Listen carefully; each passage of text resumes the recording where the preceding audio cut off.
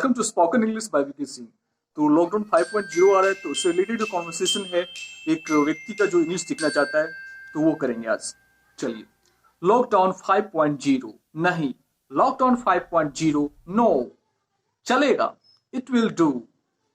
मुझे अगला लॉकडाउन में क्या क्या करना चाहिए? What should I do in the next lockdown? What should I do in the next lockdown?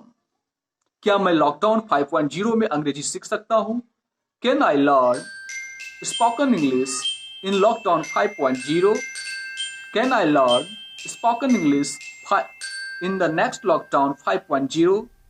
क्या करूं? व्हाट टू डू, क्या करना चाहिए? What should do, what should I do?